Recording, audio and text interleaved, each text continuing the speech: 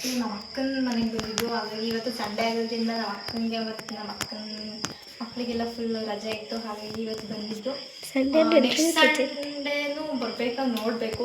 ಇವತ್ತಿನ mini blog ಏನಪ್ಪ ಅಂತಂದರೆ ನಮ್ಮ ಅಮ್ಮ ಮತ್ತು ಆ್ಯಂಡ್ ನಮ್ಮ ಅಕ್ಕ ಅವರೆಲ್ಲ ಅವರಿಗೇನು ಊಟ ಬೇಡ, ಇಲ್ಲ ಹೊರಗಡೆ ಹೋಗಿದ್ರು ಮದುವೆಗೆಲ್ಲ, ಅಲ್ಲೋಗಿ ಊಟ ಮಾಡ್ಕೊಂಡು ಬಂದಿದ್ರು. ನಾವು 3 ಜನ ಮನೇಲಿದ್ವಿ. ಹಾಗಾಗಿ ಇವಾಗ ಊಟ ಬೇಡ ಅಂತ ಹೇಳ್ತಿದ್ರೆ.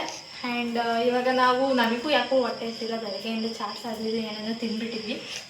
ಹಾಗಾಗಿ ಇವಾಗ ರಾಗಿ ಅಂಬಲಿ ಮಾಡ್ತಿದ್ದೀವಿ. ಇವಾಗ ನೆನಾಕಿದ್ದೀವಿ. ಒಂದು 5 ಮಿನಿಟ್ಸ್ ನೆನೆದ್ರೆ ಚೆನ್ನಾಗಿ ಬರುತ್ತಲ್ಲ ಅಂತ ಹೇಳ್ಬಿಟ್ಟು ನೆನಾಕಿದ್ದೀವಿ.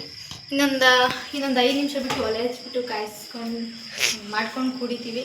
ಆ್ಯಂಡ್ ಅದು ಮಾಡಬೇಕಾದ್ರೆ ಮತ್ತೆ ಕಂಟಿನ್ಯೂ ಮಾಡ್ತೀನಿ. ಬಾಯ್.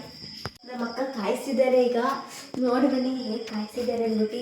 ಮಿಕ್ಸ್ ಮಾಡಿ ಇಟ್ಟಿದ್ವಿ ಅಲ್ವಾ ರಾಗಿ ಮಲ್ಟ್, ಹಾಗಾಗಿ ವಾಟರ್ಗೆ ಹಾಕೋದು ಬೇಡ. ಬಟ್ ನಮಗೆ ಬೇಕಾದರೆ ಹಾಕೋಬೋದು, ನಿಮಗೆ ಬೇಕಾದರೆ ಹಾಕ್ಕೊಳ್ಳಿ, ಇಲ್ಲಾಂದರೆ ಬೇಡ.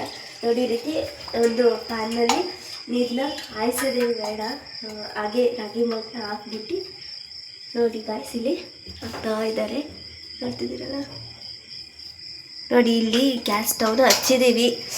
ನೋಡಿ ಇಲ್ಲಿ ಚಿಕ್ಕದಾಗಿ ಆಗಿದೆ. ವಾಟರ್ ಹಾಕೋತಿದ್ದಾರೆ ಇಲ್ಲ ಸ್ವಲ್ಪ ಅಕ್ಕ, ಯಾಕಂದರೆ ಗಟ್ಟಿ ಆಗುತ್ತಲ್ವ, ಬೆಂದಾಗ ಗಟ್ಟಿ ಆಗುತ್ತೆ, ತುಂಬ ಕುದಿಯುತ್ತಲ್ಲ. ನೋಡಿ ಇಲ್ಲಿ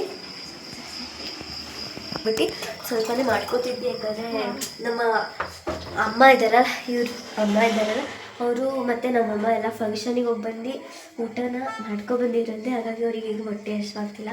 ಸುಮ್ಮನೆ ರೂಮಲ್ಲಿ ರೆಸ್ಟ್ ತೊಗೋತಿದ್ದಾರೆ ಇಬ್ಬರು.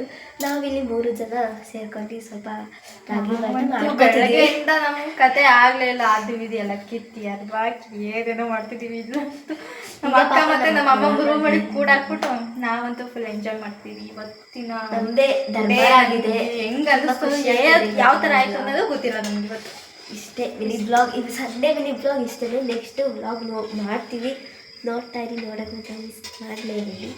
ಬಾಯ್. Thank you. ಇಷ್ಟ ಆದರೆ like, share, comment, subscribe and bye bye.